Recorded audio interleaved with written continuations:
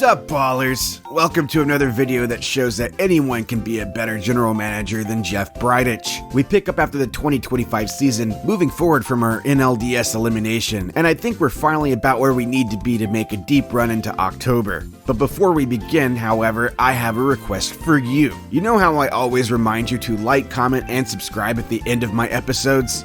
Like, comment, and subscribe. Like, comment, subscribe. Like, comment, and most importantly, subscribe. Like, comment, and subscribe. Well, a lot of you have not actually been doing that. In fact, some of you have actually been disliking my videos. That is really mean. I'm going to insist that you adhere to my demands so I don't have to frequently remind you at the beginning of my videos like some sort of attention whore. You still have time to slap like on this video. And as you can see, I'm not forcing you to do anything. I'm very friendly. Back to business. Here are the before and after personnel hires. I fired my scout this time because my draft picks haven't been developing as predicted. For salary arbitrations, I actually have several notable extensions this time around. Josh Hader is given a $33.3 million deal over 3 years. This should satisfy one of the owner goals, but I like him as a player regardless. I don't really give a shit what Dick Monfort has to say.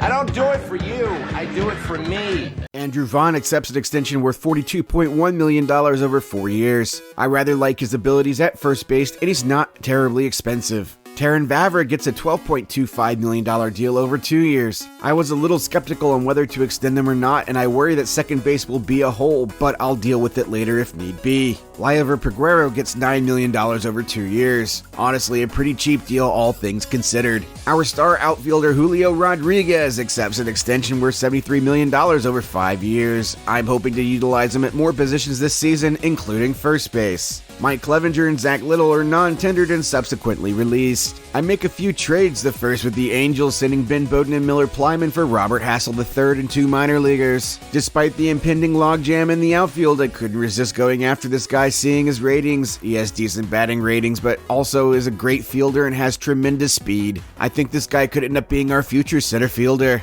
Next trade is with the Athletics, sending Harrison Francis and Greg Cullen for Jose Devers, Miguel Romero, and 3 minor leaguers. Devers should make a terrific backup infielder. Lastly, a trade with the Dodgers, who send Walker Buehler, retaining 20% and 4 minor leaguers for Grant Levine, Dan Dallas, and a minor leaguer. I hope that by adding Buehler, our rotation is now set. To prepare for the Rule 5 draft, I DFA Vladimir Restituyo, Ross Adolph, Alvaro Sejas, and Juan Mejia, and add Dalton Rushing, Luis Andujar, Nelson Jacobo, and Jose Cordero to the 40-man roster. And as I predicted in the previous episode, Nolan Arenado was named MVP. And no, Alex, I'm not giving him a long-term extension at his age. We reached the free agency period, and here's some of the available talent we have to choose from. I only signed one player, international free agent pitcher Luis Nova, who accepts a 5-year deal worth $60.5 million.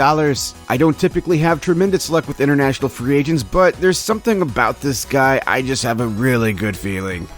I feel it in my fingers, I feel it in my toes, I feel it in my toes, yeah. We reach spring training, and amazingly, we have no injuries, although our spring training record is a little worrisome. We reach opening day, and after the usual demotions, here are the pitching assignments and lineup that I'm left with.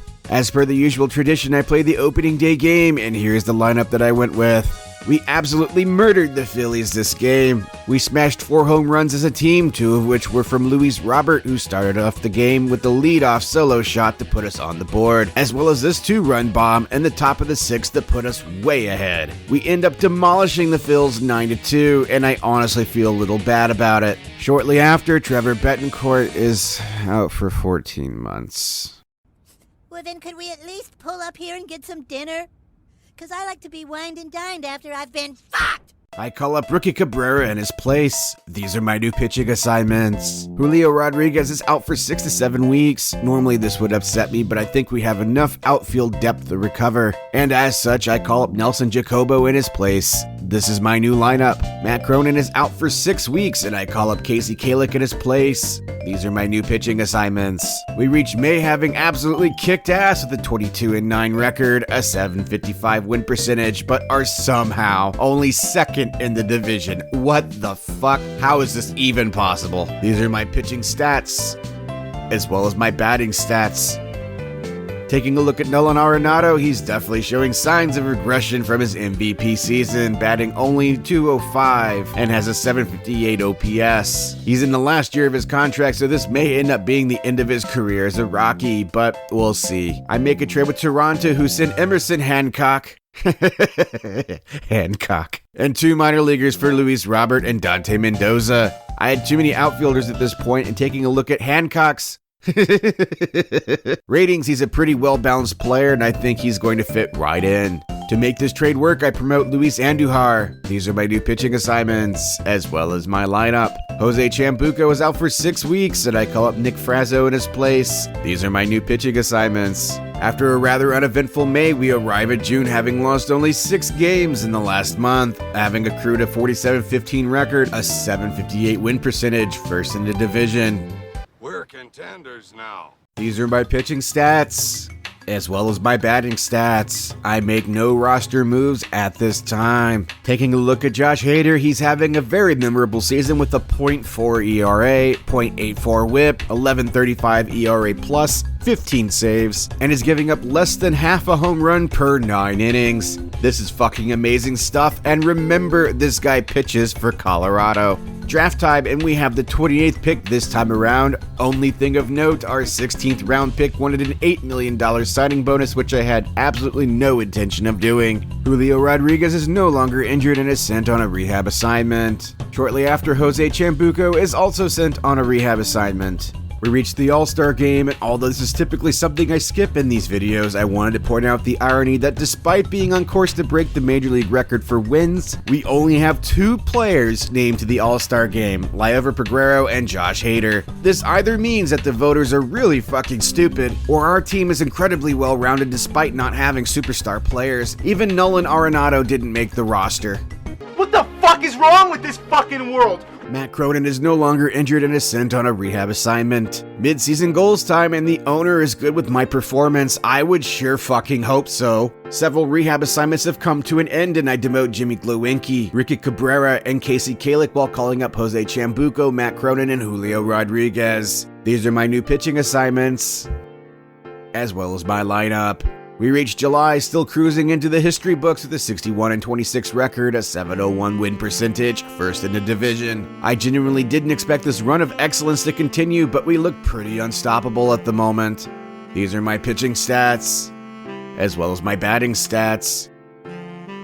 I make a trade with the Brewers, sending Julian Fernandez and Ricky Cabrera for Adrian Hauser and Bill Cardenas. I like Hauser, but taking a look at Cardenas, despite having a rough season, he has the potential to be a really good starter. I opt to demote him to the minors for now to continue his development, although later it turns out he needs Tommy John, so that sucks. These are my new pitching assignments. I saw this article in my inbox regarding Peter Fairbanks. He was claimed by the Tampa Bay Rays. He's evidently, quote, been a mainstay with the Tampa Bay Rays for years, unquote. Way to go, out of the park.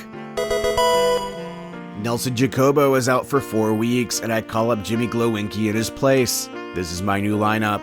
The injuries keep coming as Joe Mack is out for 6 weeks. At least it hasn't been anyone terribly important. I call up Dalton Rushing in his place. This is my new lineup. Jose Chambuco continues to be a fragile snowflake and is out for another 5 weeks. I call up Casey Kalick in his place. These are my new pitching assignments. I make one last trade for the season, this time with the Orioles sending Jimmy Glowinky and Casey Kalick for Peter Kronowski and a minor leaguer. I'll take this moment to address a comment I got on one of my videos saying that I make too many trades. While I agree this is mostly true, my plan was to get to a point where we'd have an unstoppable core that could go deep into October for several years. Based on our current record, I think he can shut up now.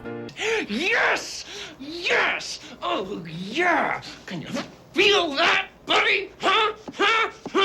I'm just kidding, bruh. Thank you for being a viewer. We enter August still punching all opposition in the dick with a 79-37 record, a 681 win percentage, first in the division. We have 2 months to win 2 games to avoid a losing record. Think about that. These are my pitching stats, as well as my batting stats. I make no roster moves at this time. As per the usual tradition, I played the game after the trade deadline, and here's the lineup that I went with. Usually I focus on offense for game highlights, but we didn't have much of that from either side. This time, Garrett Cole fans 14 in a complete game shutout, and we go on to beat the Marlins. I'm sorry, the Valley Cats 1-0. Let's see what the rest of the season has to offer. Nelson Jacobo is no longer injured and is demoted to AAA, only because I really don't need an outfielder right now. At the same time, Jose Chambuco is also no longer injured and is sent on a rehab assignment. Joe Mack is right behind them and is also sent on a rehab assignment. We make it to September, losing only 4 games during the entire previous month, and now have a 104-41 record, a .717 win percentage, first in the division. It's the beginning of September and we've already secured a playoff spot. Now that is fucking impressive. These are my pitching stats, as well as my batting stats. For roster expansion, as well as recalling rehabbing players, I demote Dalton Rushing and call up Jose Chambuco and Joe Mack. These are my new pitching assignments, as well as my lineup. Robert Hassel III is out for 2 weeks, and I call up Nelson Jacobo in his place. This is my new lineup. Forrest Whitley is out for 2 to 3 weeks, which is rather unfortunate, but we're near the end of the season and I don't bother to replace him. These are my new pitching assignments. We end the season having tied the all-time record for wins during the regular season with 116 wins and 46 losses, a .716 win percentage, first in the division, and have obviously secured a playoff seed. This legitimately is the best I've ever done in this game. These are my pitching stats to end the season, as well as my batting stats. It's hard to choose a player who really stood out, but I wanted to take a look at Andrew Vaughn. For the 2026 season, he batted .287, had a .395 OBP, a .955 OPS, 38 home runs, and 5 wins above replacement. You could argue that we had pitchers more deserving of recognition, but they all did pretty great, and on offense, this guy stood out.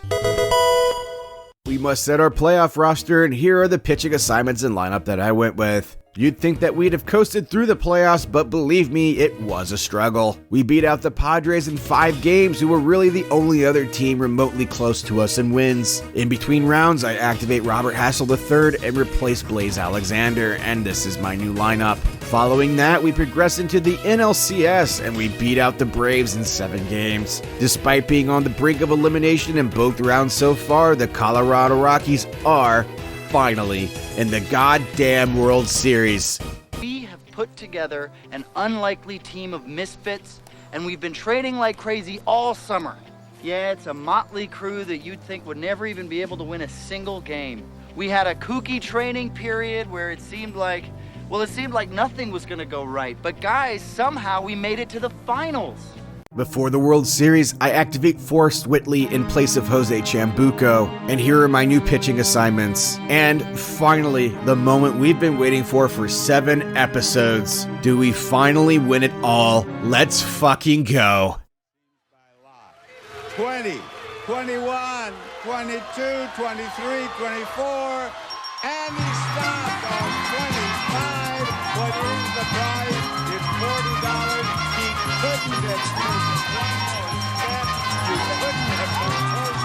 Oh my god, finally! Yes, nearly 20 years after their only World Series appearance, the Colorado Rockies have finally won it all, and the Dodgers can eat my ass. But if you think that's the end of the episode, think again, because we have some unfinished business to attend to. Tyler Glasnow executes the remainder of his contract, while Brendan McKay voids his. I void the remainder of Alex Verdugo's contract, again because I have too many outfielders. The owner is happy with my performance, I would be surprised otherwise, and my contract is extended. We have to make some decisions next episode regarding Nolan Arenado and Brendan McKay, but fuck that for now. We won. We finally fucking won. It has never taken me this long to win a World Series, and I want to thank all of you who have kept up with this series to date. Be sure to like, comment, and subscribe, because seriously, I think I fucking deserve it, don't you?